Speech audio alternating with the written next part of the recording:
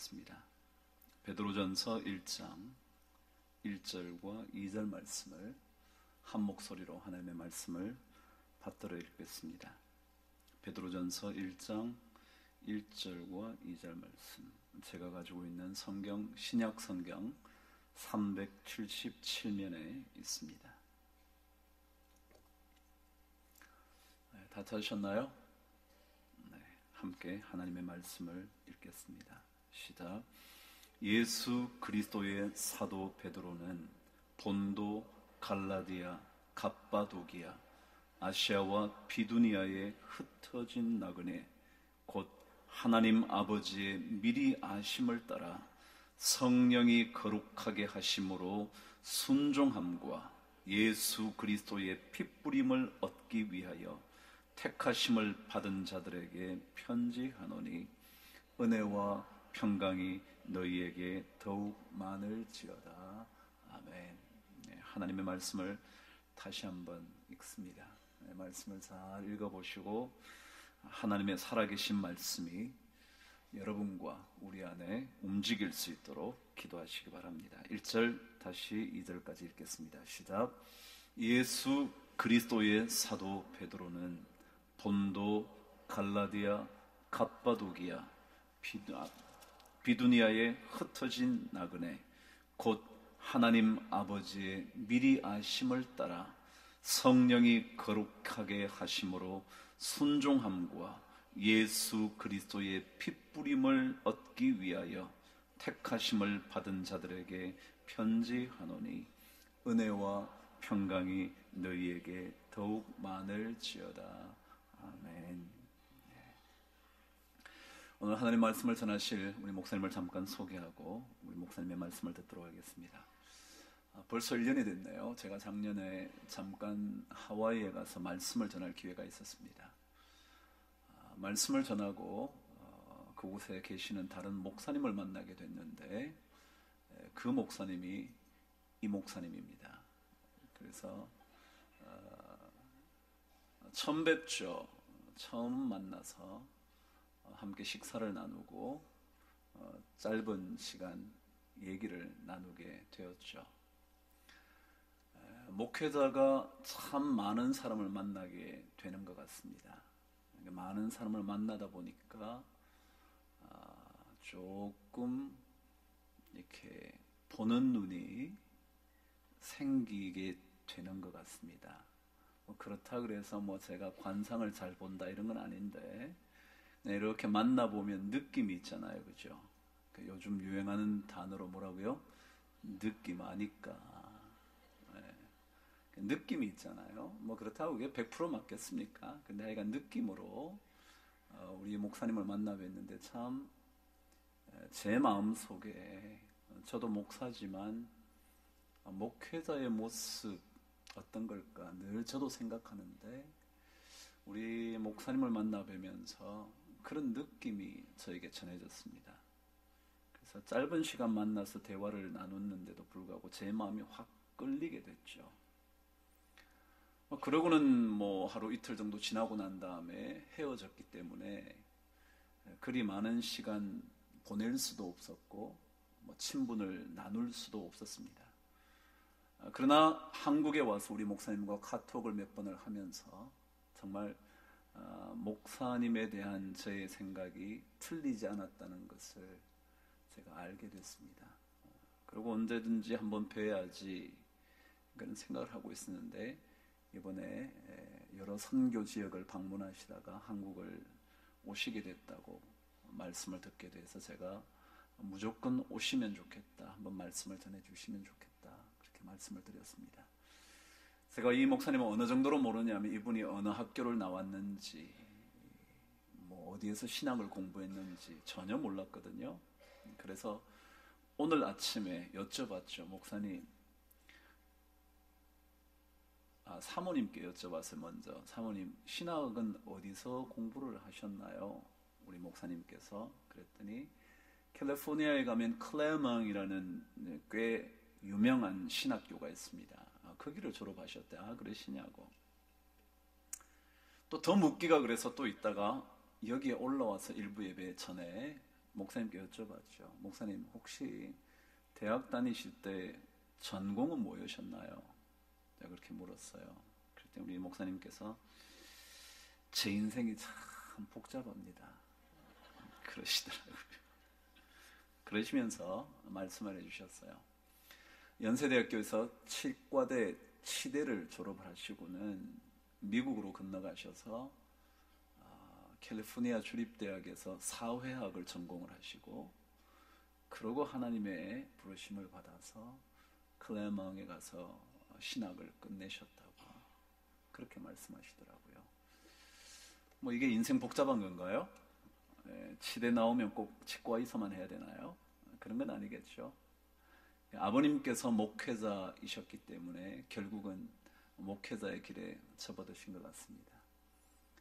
제가 목사님 얼굴을 뵙고 몇 번 대화를 나누면서 느낌이라는 것은 목회자가 가지고 있어야 하는 마음, 그런 것들이 모습과 말씀 속에서 자연스럽게 묻어나왔습니다. 그래서 제가 정말 다시 만나 뵙고 싶었고, 이렇게 좋은 선배로 알고 싶었기 때문에 오늘 특별히 우리 성도님들과 말씀으로 만나게 된 것 참으로 기쁘게 생각합니다. 오늘 하나님께서 우리 김낙인 목사님을 통하여 우리 모든 성도들에게 하나님의 넉넉한 은혜와 평강이 넘치게 되기를 바랍니다. 우리 목사님 나오시기 전에 여러분끼리 먼저 한번 인사를 나누시죠. 당신에게 은혜와 평강이 많아지기를 바랍니다. 인사 한번 나누실래요? 네. 어떤 분은 이것만 하시는 분이 계시고요. 어떤 분 그래도 말씀하시는 분이 계신데, 한번 말씀 한번 해보세요. 여러분, 말을 하면요, 그 말이 옆 사람도 듣지만 자기도 들어요. 그리고 훨씬 더 크게 들어요. 그래서 그 은혜와 평강이 늘 성경 말씀대로 그 사람에게 가지 않는다면 그 은혜와 평강이 다 누구에게 와요? 나에게 와요. 그러니까 진짜로 그 사람에게 은혜와 평강이 임하기를 바라셔야지, 그분이 받으시든지 안 받으시든지 여러분에게 유익입니다. 다시 한번 하시는데 이렇게 하지 마시고 한 번만 더 합니다. 시작. 하나님의 은혜와 평강이 정말 많게 되기를 간절히 바랍니다. 할렐루야. 우리 김낙인 목사님 모실 때 큰 박수로 환영해 주시기를 바랍니다. 김 목사님 모시겠습니다.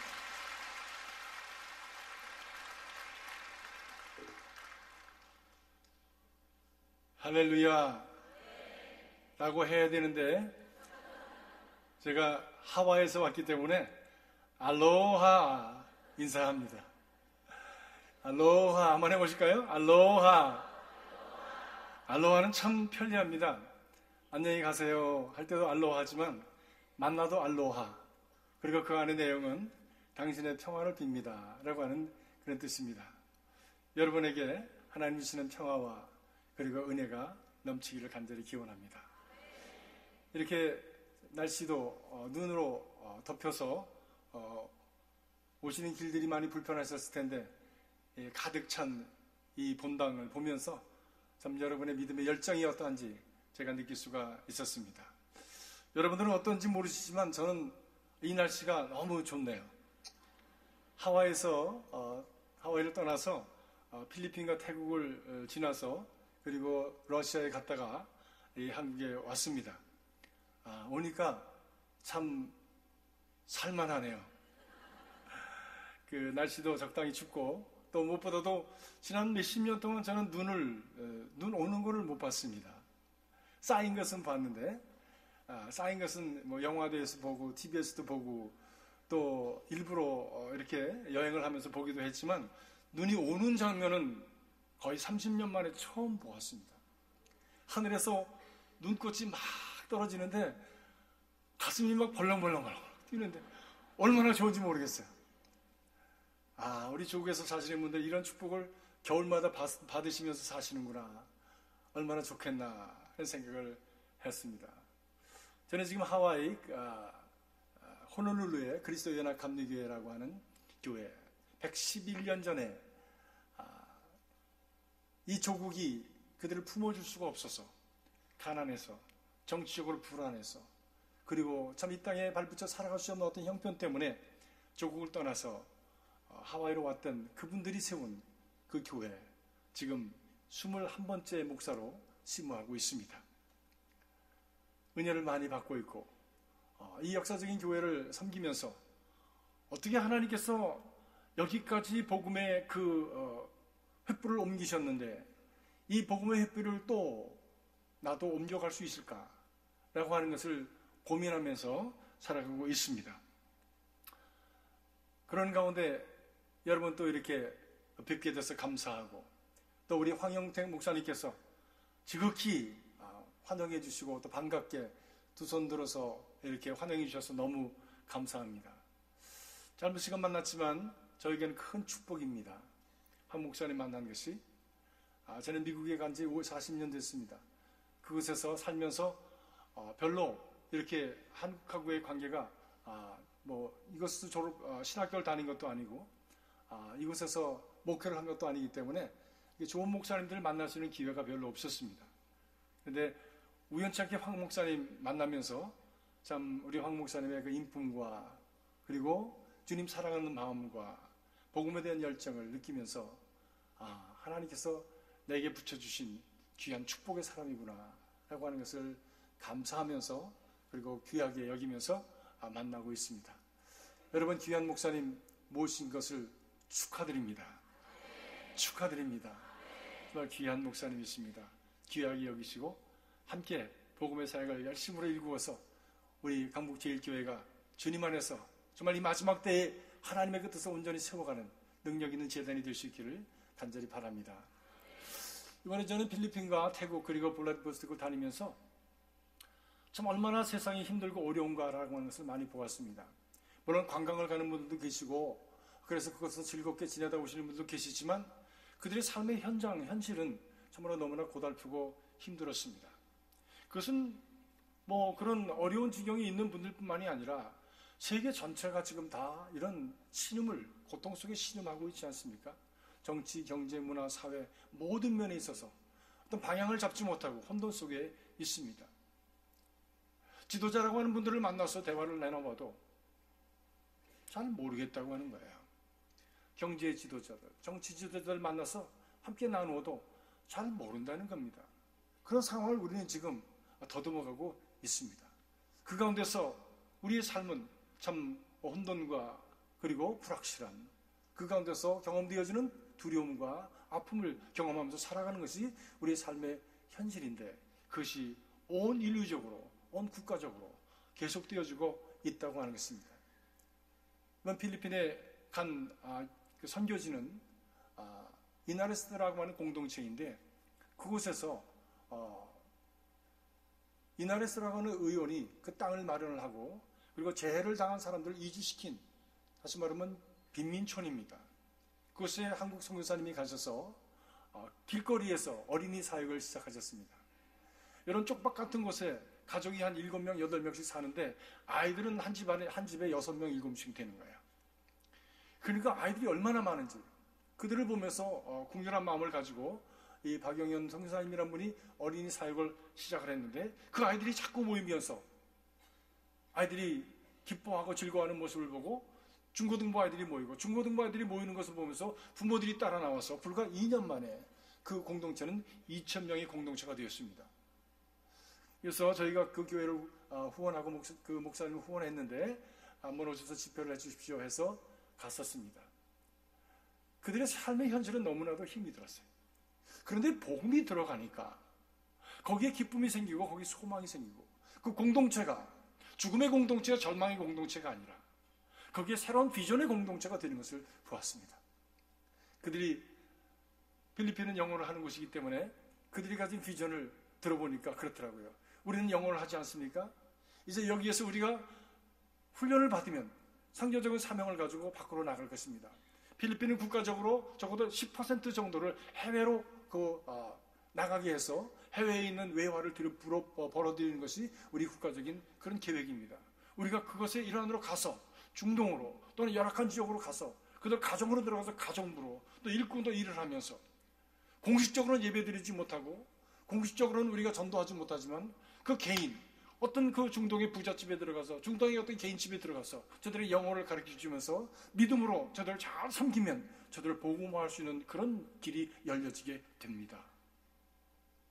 참 멋있는 비전이더라고요. 그 얘기를 듣고 아프리카에 있는 어느 선교사님께서 그 아이들 훈련되어지면 우리 아프리카에도 좀 보내주십시오. 케냐, 탄자니아 이런 곳으로 보내주십시오. 거기 와서 그 아이들로 하여금 아이들에게 영어도 가르치고 그리고 저들이 어떻게 일어났는지에 대한 복음도 전해주시길 바랍니다. 라고 하는 이야기를 들으면서 막 신이 나 있는 것을 저희가 보았습니다. 복음이 들어가는 것에는 새로운 생명이 일어납니다. 그 복음을 위해서 자기를 드리고 그리고 하나님의 미랄로 죽고자 하는 이들이 있는 곳에는 새로운 역사가 일어납니다. 우리 강북 제일교회에 속해져 있는 모든 성도들이 이런 예수 그리스도의 복음의 그 정신을 가진 귀한 삶을 살아가셔서 여러분들이 살아가시는 가정과 일터와 생활이 그리고 우리의 교회가 살아 생명으로 충만하고 꿈틀거리는 그런 하나님의 전이 될 수 있길 주의 이름으로 축복합니다. 태국에 갔습니다. 거기에 우리 미국의 연합감리교회에서 보낸 선교사님이 계신데 그분은 에이즈 고아원을 하고 계십니다. 태국이 너무 성적으로 물러나기 때문에 그래서 좀 죄 없는 아이들이 태어났는데 그 아이들이 에이즈가 걸려서 태어나는 거예요. 그 아이들을 모아서 그들을 사랑해주고 버림받은 아이들에게 약을 먹이고 그리고 공부를 시키고 저들에게 신앙을 심고 그리고 저들이 병을 알아서 잘 자라지 못하고 그리고 배우는 것이 늦지만 사랑을 계속 주면서 저들의 자긍심을 씌워주고 자화상을 아름답게 가꾸어주는 그런 모습을 보면서 그리고 너는 앞으로 하나님의 나라를 위해서 사용될 아이라고 하는 이야기를 계속 해주면서 그 복음의 사역을 감당하는 모습을 보았습니다. 얼마나 귀한지 모르겠어요. 복음이 가는 곳에는 이렇게 자기를 들여서 희생해서 십자가를 지면서 그리고 복음의 사신으로서 나가서 하나님의 미랄로 드려지는 곳에는 새로운 생명이 짝트게 되어지는 것입니다. 죽음이 물러가고 그리고 거기에 새로운 희망이 짝트게 되어지는 것입니다. 그 선교사님은 또 휴먼 트래피킹을 위해서 애를 쓰시더라고요. 이게 성문화가 이렇게 발달이 되고 그리고 성문화가 너무 그냥 팽창을 하니까 이 어린아이들이나 또는 여자 성인들을 훔쳐서 납치해서 강제로 팔아먹는 일들이 거기에 흥행하고 있습니다. 그 거래 관계 속에 중간에 간섭을 해서 끼어들어서 그 여자들을 구해오는 어린아이들을 구해오고 또 여자분들 구해오는 일들을 하고 계시더라고요. 참 위험한 일입니다. 그런데 그것과는 관계없이 열심으로 자기를 희생해서 하시는 모습을 보면서 목사님 지난 주간에 6명 구했습니다. 그래요. 위험하지 않아요? 위험하지요. 총을 맞을 수도 있고 칼을 맞을 수도 있고 어떤 일을 당할지 알 수 없지만 그러나 한 생명을 구하는 일 아니니까 그들을 구해서 복음을 전하면 그들이 받습니다. 그리고 그들이 삶을 살아갈 수 있는 길이 열려지게 됩니다. 이 일이야말로 해야 될 일 아니겠습니까? 목사님 도와주세요. 말씀을 드리면서 제 가슴이 뭉클해졌습니다. 정말 복음이 가는 곳에는 이런 새로운 역사가 일어나게 되어지는 것입니다. 사랑하는 성도 여러분, 여러분의 삶 속에 복음의 능력이 여러분의 삶 속에 펼쳐지기를 주님의 이름으로 축복합니다. 복음의 핵심이 되는 예수 그리스도의 십자가, 그 자기 희생과 자기 죽음의 삶이 함께 따르는 믿음의 삶이 우리에게 열려지기를 주의 이름으로 축복합니다. 우리 신앙의 핵심은 무엇입니까? 우리 기독교 신앙의 핵심은 무엇입니까? 그것은 십자가 아닙니까? 그 십자가는 무엇입니까? 자기 죽음입니다.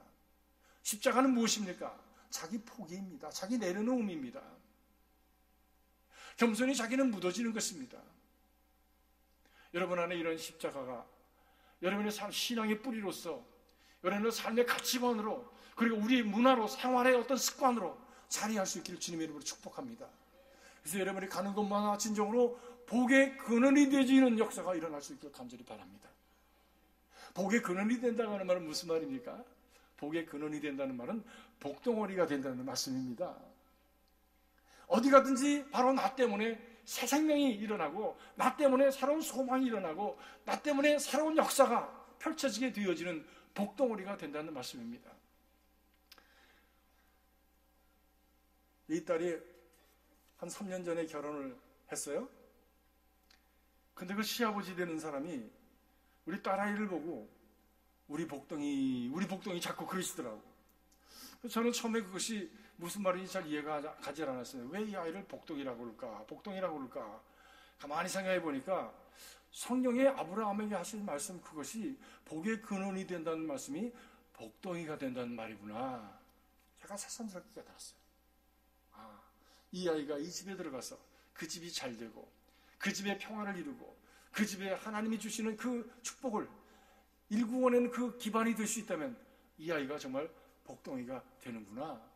그러면 그것은 우리 모두에게 주신 하나님의 그 사명이고 하나님의 소원이신데, 그 소원의 역사가, 그 복덩이가 되는 역사가 바로 예수 그리스도를 통해서 우리 만인에게 허락되었고, 그리고 바로 그것은 그리스도의 십자가로 말미암아 우리에게 주어졌다고 하는 사실을 생각할 때에 이 십자가는 얼마나 고귀한 것인지 모릅니다. 그러나 오늘날 십자가의 진정한 내용을 잃어버린 신앙이 얼마나 많습니까?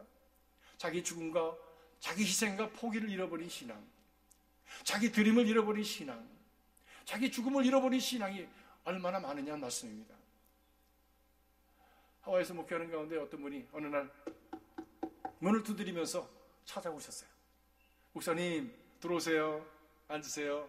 어떻게 오셨죠? 그랬더니 그분이 주머니에서 조그마한 반지함을 이렇게 꺼내더니 열어 보여주셨습니다. 그 안에 십자가가 들었습니다.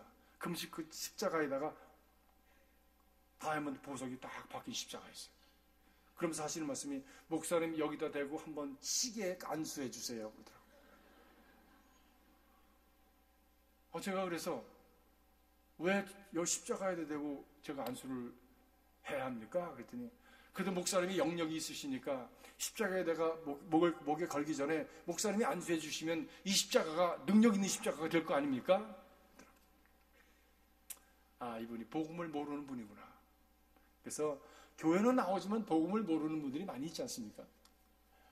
그 모든 분들에게 예수 그리스도의 복음이 전파되어지고 복음이 믿어지고 복음의 능력이 경험되어지고 그를 통해서 복의 통로가 되어지고 복덩이가 되어지는 역사가 일어날 수 있기를 주님의 이름으로 축복합니다.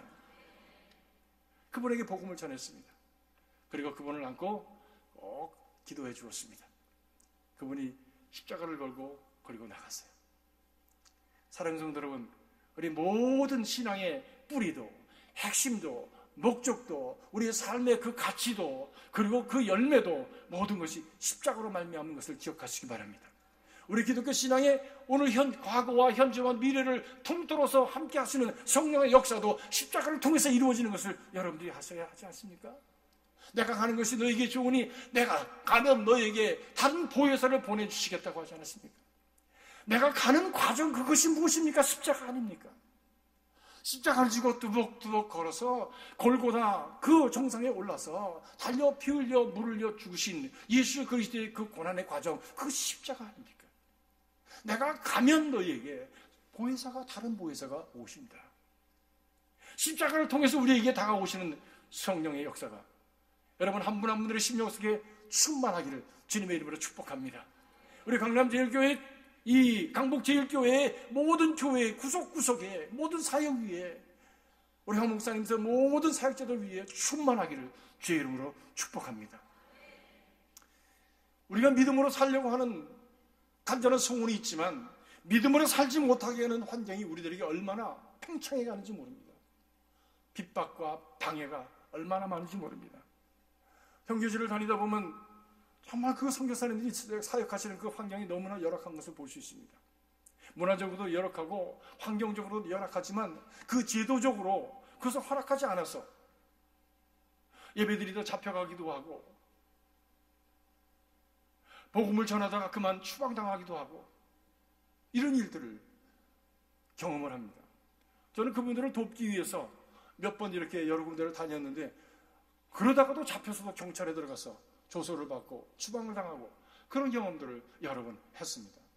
얼마나 반복음적이고 반신앙적이고 반기독교적인 그런 참 흐름들이 오늘 우리 주변에 우리 환경 속에 있는지 모릅니다. 우리는 같이 여기에 모여 있으니까 그것을 경험하지 못하지만 같은 동시대에 이 같은 시간대에 살아가면서도 다른 곳에 그런 다른 문화 속에 살아가는 사람들 얼마나 많은 아픔을 당하고 또 이런 자유함이 있는 것을 알지 못하고 묶인 채 갇힌 채 보지 못한 채 살아가는 이들이 얼마나 많은지 모릅니다. 사랑하는 성도 여러분, 선교사님들을 위해서 기도해 주시길 바랍니다. 그런 갇힌 그런 세계 속에서 살아가는 사람들을 위해서 그들에게 정말 자유함, 다시 보게 함, 그래서 열려지는 그런 역사가 있어지기를 여러분 기도하시기를 주님의 이름으로 축복합니다. 우리가 신앙을 갖는다고 하는 것은 어떤 의미를 갖습니까? 여러분 신앙생활을 왜 하고 계십니까?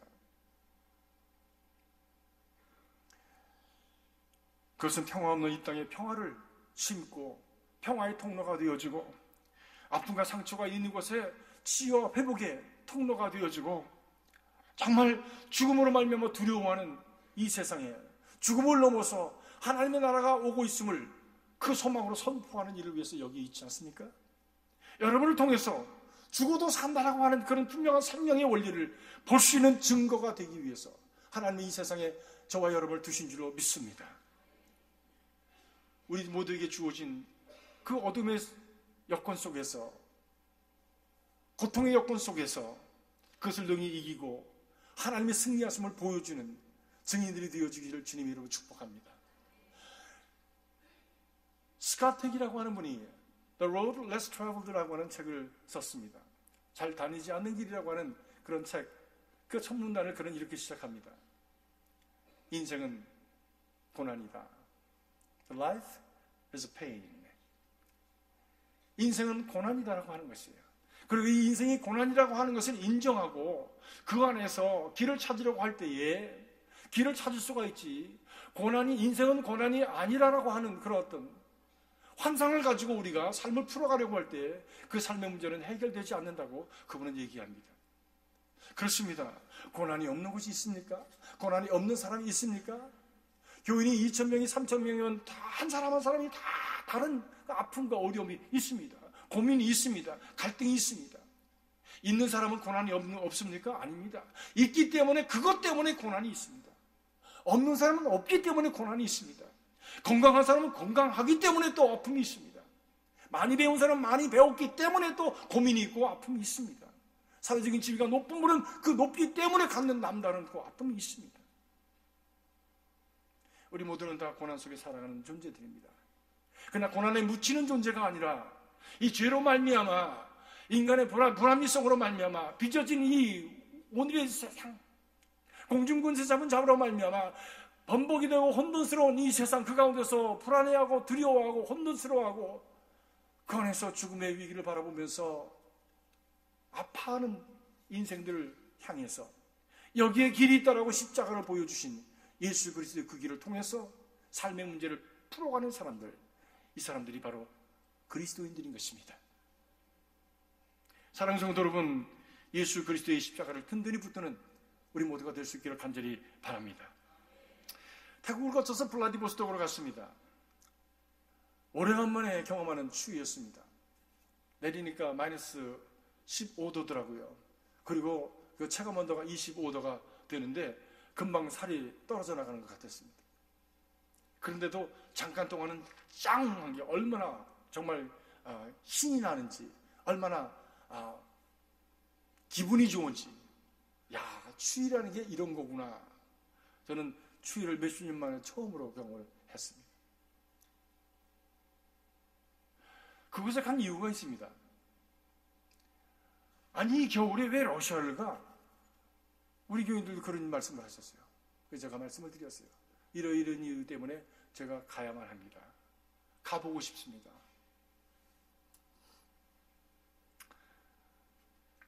거기에는 러시아 첫 번째로 순교하신 우리 김형학 목사님이라고 하는 분의 순교의 그 흔적이 있었습니다. 얼마 전에 박영현 형서 선교사님이라는 분을 만났는데 그분이 이분에 대한 얘기를 해주시더라고요. 목사님, 그동안에 발굴되지 않은 분이었는데 지난 90년 동안 묻혀 있었는데 이분이 새롭게 발굴이 돼서 지금 참 이분에 대한 이야기를 저희가 하고 이분에 대한 참 기념비를 세우려고 지금 블라디보스톡에 있는 선교사님들이 애를 쓰고 있습니다. 하면서 그 얘기를 해주시는 거예요. 우연히 그분을 알게 되었다고 하는 것이에요. 어떻게 알게 되었습니까? 라고 했더니 얼마 전에 러시아 정부에서 러시아에 들어온 교회들, 지금으로부터 4년 전 얘기입니다. 7년 이상 되지 않은 교회들은 다 나가라고 하는 명령이 떨어졌답니다. 자기는 20년 사역을 했으니까 있을 수 있지만 많은 선교사님들이 이제 하던 사역을 그대로 놓고 떠나야만 하는 그런 위기를 봉착하게 되었습니다. 또 함께 연합해서 하던 모든 사역이 다 망가지게 된 것입니다. 그래서 거기서 살고 있는 선교사님들이 모여서 좀 염려를 갖고 걱정을 하지만 아무 해결책이 없는 거예요. 힘이 없는 거예요. 그러던 중에 박성교사님이 한국에 나오셨다가 마침 초등학교 동창회를 참여하게 되셨답니다. 고등학교 그 동창회에 참석해서 옆에 있는 동창하고 얘기를 하다 보니까 여자 동창인데 그 동창이 자기가 러시아 선교사인 것을 알고선 우리 할아버지도 러시아 선교사였는데 그런 얘기하시더라고요. 응? 아니 러시아 선교사가 할아버지가 러시아 선교사라고 하셨어요. 그런 일은 들어본 적이 없는데 아니야. 우리 할아버지가 1920년대 블라디보스톡에 가셔서 선교하시다가 거기서 돌아가셨어. 얘기했어요. 눈이 번쩍 띄었답니다. 그래서 블라디보스톡으로 돌아와서 고문소 그 박물관에 가서 그 도서관에 가서 고문서를 다 찾았더니 그분의 기록이 나오더라는 거예요. 그래서 참 그분의 기록을 가지고 정부에다가 우리는 10여 년 전에 들어온 사람들이 아니라 이미 90년 전에 이미 들어와서 여기서 활동을 했습니다. 라고 하는 서류를 꾸려서 정부에다 집어넣더니 오케이. 그래서 하마터면 추방당할 뻔했던 모든 선교사님들이 다 세이브가 됐습니다. 얼마나 감사한지. 그러고 보니까 그 얼굴도 모르고 그리고 계신지도 몰랐던 김영학 선교사라는 분의 은혜를 입었잖아요. 그래서 거기 있는 모든 선교사님들이 지금 연합해서 그분을 기리는 추모 기념비를 세우자. 그분이 어디서 목회하셨는가? 목회지를 찾고 그분이 세우셨던 교회가 있었던 자리, 그분이 다니셨던 그런 자리들 다 확인을 하면서 바로 그곳에 또 새로운 예배당을 짓고 그리고 선교를 확장해 가려고 지금 계획을 하고 준비를 하고 있습니다. 그래서 저를 데리고 선교사님이 그 블라디보스톡에 있었던 그분이 목회하셨던 교회에 갔습니다. 가보니까 지금은 유아원을 하고 있더라고요. 근데 그 집을 사겠다고 그랬더니 60만 불 달래요. 거기 계시던 목사님들이, 선교사님들이 입을 떡 벌렸습니다. 아니 60만 불을 갑자기 우리가 어디서 구해? 그래서 지금 그렇게 아이디어만 가지고 있습니다. 그러더니 선교사님이 그 박 선교사님이라는 분이 절 보고 그래요. 목사님 여기 한 3시간만 가면 북한 접경 지역이 나오는데 거기 가서 한번 북한을 위해서 손 들고 우리가 북한을 위해서 기도하십시다. 그래요? 얼마 3시간만 가면 됩니까? 3시간만 가면 된대요. 핫산이라고 하는 지역인데 소련과 중국과 그리고 이 북한이 연접해 있는 그런 도시입니다. 그래 가십시다. 그래서 그것을 향해서 소련 운전자를 사고 그리고 저희들 목사님과 또 우리 교인들과 함께 7명이 떠났습니다. 6명이 떠났습니다. 3시간을 지나서 어느 한 곳에 도착을 했더니 선교사님이 그러시더라고요. 목사님 이곳이 또 다른 그 김영학 선교사님이 사역하시던 곳입니다. 여기 지난번에 왔다가 주인을 못 만났는데 여기 지금 그분이 사역하시던 곳에 또 다른 그런 교회가 있습니다. 교회 자리가 있는데 한번 보시겠습니까? 그러십시다. 그래서 그 교회 자리라고 하는 것을 갔더니 큰 집이 지어져 있고 철문이 쾅 닫혔어요. 그래서 문을 두드렸습니다. 계십니까? 계십니까? 두드렸더니 소리가 없어요. 또 두들겼습니다. 소리가 없어요. 그 박성교사님께서 하시는 말씀이 지난번에도 왔다 못 만나고 갔는데 이번에도 못 만나는 모양입니다. 라고 돌아서려고 하는데 철문이 척 열리더니 사람 하나가 툭 나왔습니다. 그래서 돌아서서 보니까 글쎄 한국 사람이에요. 그 러시아 마을에 한국 사람이 있더라고요. 그래서 저는 이분이 까레이시겠구나. 조선족 러시아인이겠구나 라고 생각하고 뭐라고 얘기를 해야 되는지 서로 얼굴만 쳐다보고 이렇게 있는데 그분이 저희들을 쳐다보더니 하는 얘기가 한국에서 오셨습니까? 그러시는 거예요. 얼마나 깜짝 놀랐는지 말투가 완전히 평안도 사투리를 하시는 겁니다. 미국 사람이구나. 단박에 알아차리고, 예, 저희가 한국 사람입니다. 그런데 저희는 사실은 미국에서 왔습니다. 이분은 카나다에서 오고요. 이곳에 교회가 있었습니다. 옛날에. 이 교회 자리인데, 교회 자리가 어떻게 생겼는지 한번 보려고 좀 구경하고 싶은데, 좀 한번 직구경 해도 되겠습니까? 그랬더니 위아래를 막 째려보더니 들어오시라고요. 그래서 그 집에 들어갔습니다. 근데 한국 사람들은 참 이 정이 있어서 손님 대접하기를 좋아하더라고요. 그렇게 해서 만났는데도 불구하고 집으로 돌아오고 추우니까 차 한잔 마시라고 해서 차 마시려고 앉았다가 거기서 점심도 먹고, 그리고 거기서 같이 노닥거리고, 그리고 인생 얘기하고 지나온 얘기하다가 그만 과거를 다 얘기하게 됐습니다. 이분은 탈북자세요.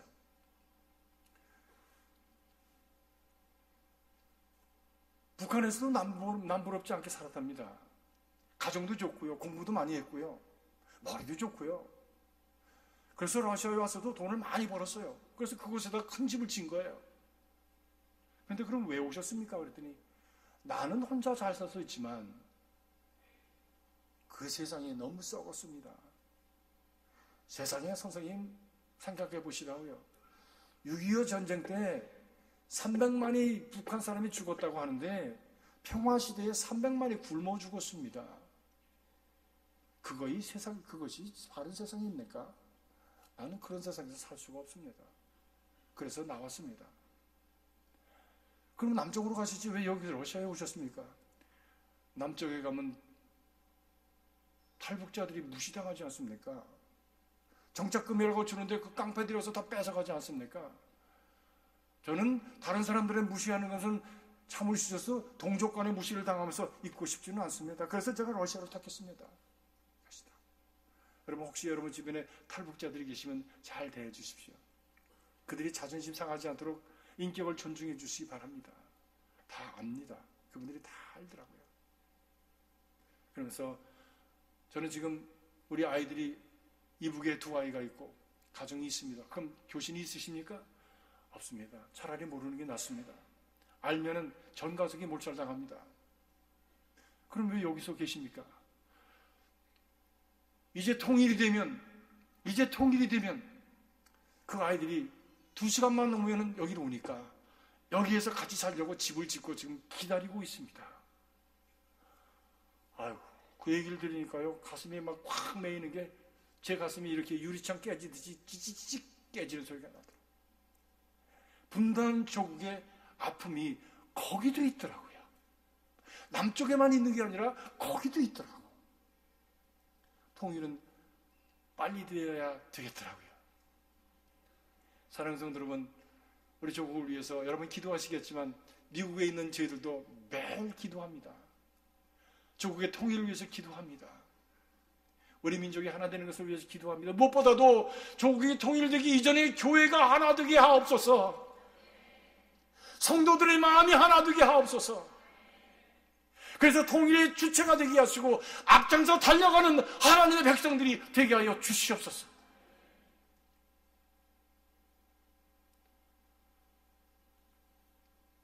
같이 나의 살던 고향도 부르고 같이 한국 노래 부르면서 식사하면서 그분을 붙들고 함께 기도해 주었습니다. 눈가에 눈물이 맺혔어요. 그리고 이제 떠나겠다고 했더니 그 시간이 벌써 오후 3시쯤 됐어요. 떠나겠다고 했더니 어디로 갔으냐요. 그래서 여기 이북이 가까운 그 접경 지역에 가서 우리가 기도하기를 원한다 했더니 가지 말라는 거예요. 자고 가라는 거예요. 그래서 저희는 가야 됩니다. 갔다가 집에 가야 되니 여기서 잘 수가 없습니다. 다음에 또 비행기 타고 가야 되기 때문에 갈 수가 없습니다. 했더니 하시는 말씀이 지금 거기가 굉장히 예민합니다. 소치 올림픽 때문에 테러가 있고 그래서 이 국경 수비가 굉장히 예민하다는 겁니다. 정 가시 되겠다면 제가 동행하겠습니다. 그러더라고요. 저는 그 뜻이 무슨 뜻인지 몰랐어요. 가서 알았습니다. 한 2시간여를 달려서 하산이라고 하는 지역을 도착했는데 국경지역이라 변방지역이라 너무나 열악했습니다. 간판도 없고요. 어디로 가라는 표지판도 없고요. 그래서 어디쯤 되는지 몰라서 우왕좌왕하고 어디다 차를 대고 기도해야 되는지 기도자를 찾고 있는데 갑자기 까만 차 한 대가 스포츠카가 저희들의 앞뒤를 탁 막았습니다. 그들이 그 앞에서 그 가죽 잠바를 입고 청바지를 입은 청년 하나가 썩 내리더니 그 뒤에는 별을 단 모자를 쓴 러시아 군인들이 총을 들고 내렸어요. 헬로! 뭡니까 저거? 그랬더니 모르겠는데요. 그랬더니 오더니 여권을 달라고 해서 여권을 주었습니다. 저희들이 이제 6명이 갔는데 리북분 그분이 같이 하면서 7분이 됐잖아요. 근데 7사람의 여권이 5나라부터 왔어요. 이상하잖아요. 미국 사람, 미국 사람, 카나다 선교사, 그 다음에 소련 사람, 운전사가 소련 사람이에요. 소련 사람. 5나라의 사람들이 모여서 이북을 향해서 지금 가고 있으니까 이게 좀 이상한 그룹이에요. 그 체포를 당해가지고 국경수비대에 가서 이렇게 이제 다 체포를 당해서 가서 갇히게 됐습니다. 모스크바에다 연락을 하고 모스크바 정부에서 다 조회를 하고 미국까지 연락을 해가지고 이 사람들이 다 바른 사람들이냐 진짜냐 다 해서 조회가 끝나고 마지막에 10손가락 지장 다 찍고 사진 이렇게 다 찍고 6시간 동안 있는데 지옥입니다. 저희 집 사람은 반 실신을 해가지고 반 넘어져 있죠. 불안해서 두려워가지고 기운이 다 빠져서. 그리고 풀려나서 집으로 오게 되었습니다. 집으로 돌아오는 길에 이미 캄캄해서 사방에 보이지 않고 차 안에 불이 다 꺼져서 아무것도 들리지 않는 보이지 않는 그 상황 속에서 그 이북분이 물어보세요. 지금 우리 집 있는 데가 교회 터였다고요? 그렇습니다. 근데 교회 터를 보시기 위해서 지금 미국에서 카나다에서 오셨다고요? 예. 거참 이상하네. 거참 이상하네. 그래서 또 자기한테 자기 혼자 고민을 하는 거예요. 그래서 교회 터에 대한 얘기를 해주었습니다. 교회 터에 와서 예배를 드렸던 목사님, 김영학 목사님. 1920년대에 연해주에 거하던 그 모든 사람들이 소련의 그 박해로 말미암아, 스탈린의 박해로 말미암아 그것을 떠나고 도망가고 다 빠져나오는 그때에 그래도 거기 몇 사람 남은 사람들을 섬기겠다고 이 블라디보스톡에 왔습니다. 그곳에서 몇 년 사역하는 동안에 복음 전한다고 악질 반동으로 그렇게 몰려서 감옥에서 노동교화소에서 그 추운 데서 일하다가 1월 달에 그만 얼음 속에 넣어서 얼려 죽여버렸습니다. 춥더라고요. 물에 넣어서 죽이는 방법도 2가지래요. 돌을 묶어서 던지는 방법이 있고 그냥 던지는 방법이 있는데 돌을 묶어서 던지는 것은 은혜를 베풀어 주는 거랍니다. 왜? 빨리 죽고 마니까.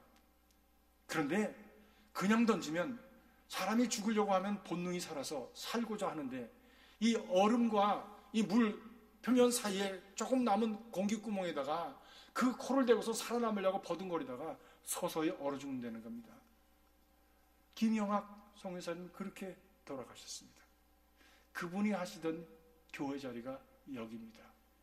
우리가 이곳에다가 할 수 있으면 교회를 짓고 그리고 그분의 그 복음의 열정과 그분의 사역을 우리가 기념하려고 생각합니다. 그래서 여기까지 찾아온 겁니다. 그랬더니 그분이 쭉 하다가 뭐라고 그러시냐 하면 그러면요 제가 저희 집 위쪽에 있는 땅을 드리는 것을 한번 생각해 보겠습니다.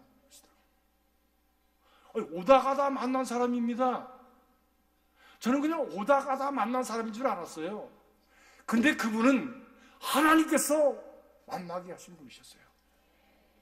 사도 바울이 빌립보에 갔을 때 어디를 가야 될지 몰라서 우왕좌왕하고 있을 때에 자주상사 루디아를 만나지 않습니까? 그분에게 복음을 전하고 그가 믿는 자가 되어지고 그가 말하기를 나를 믿는 자로 여기거든, 나를 믿는 자로 여기거든 내 집에 유하시옵소서.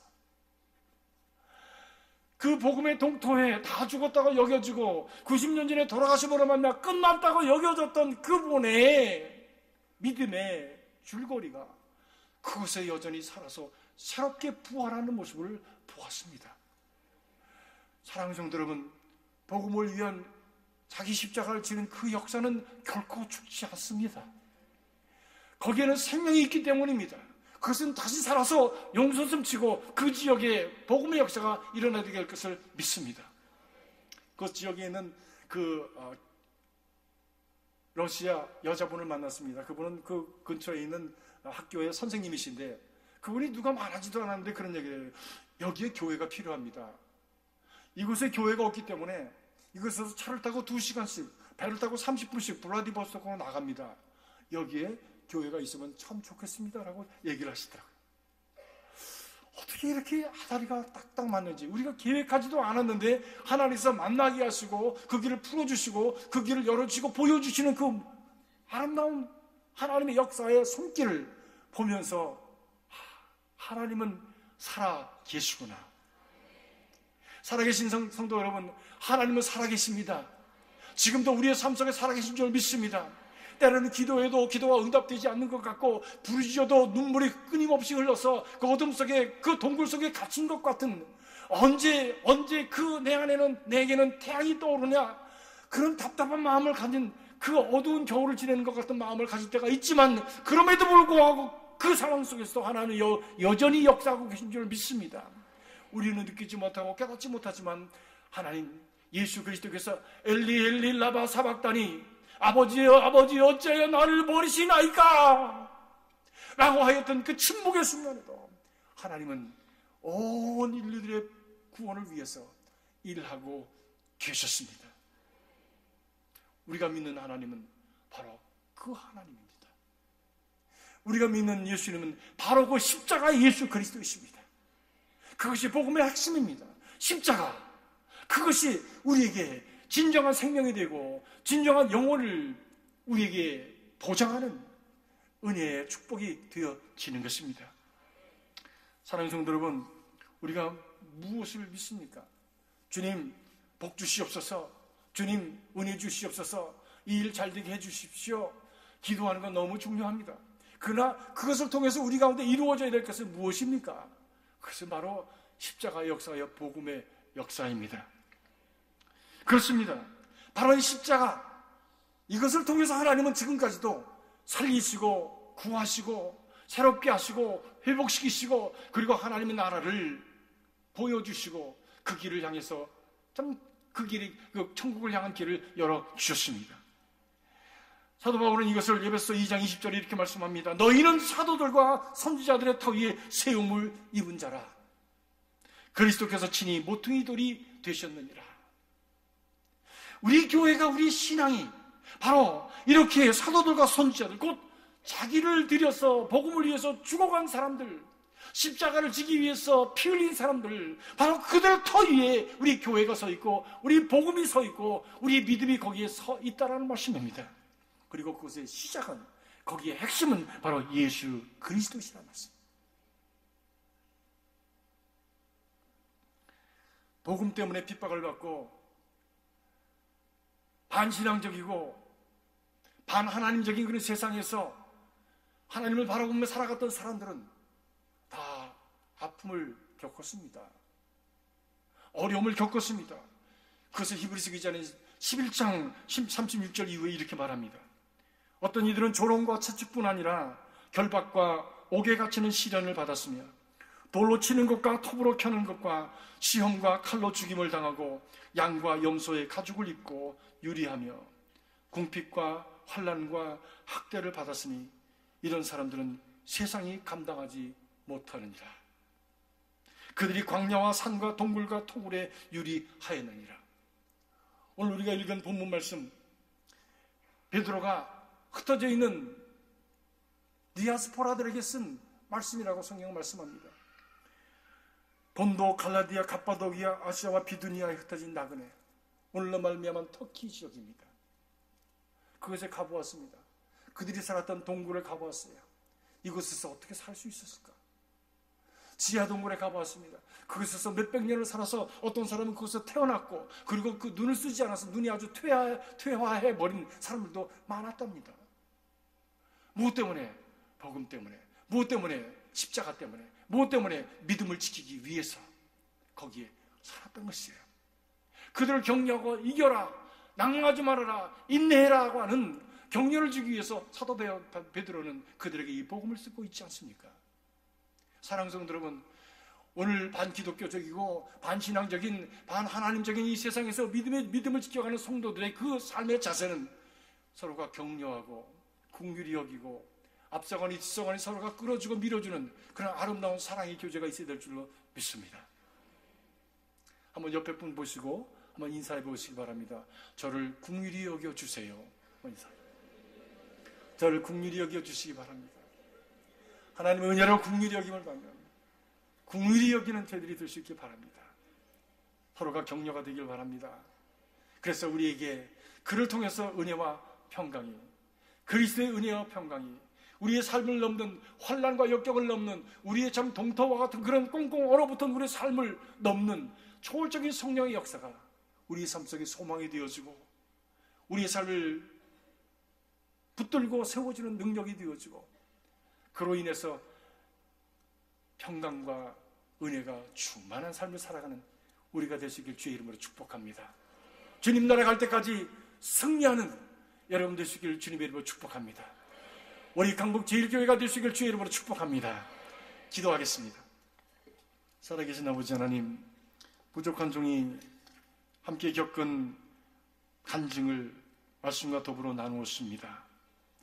주님, 동토에 역사하신 하나님의 그 은혜를, 그리고 지금도 살아계셔서 우리 가운데 주의 나라를 이루시기 위해서 믿음의 사람들을 부르시고 그들에게 예수 그리스도의 보혈로 뿌리셔서 하나님의 그 소원을 이루어 가시는 귀하신 은총을 저희들이 바라봅니다.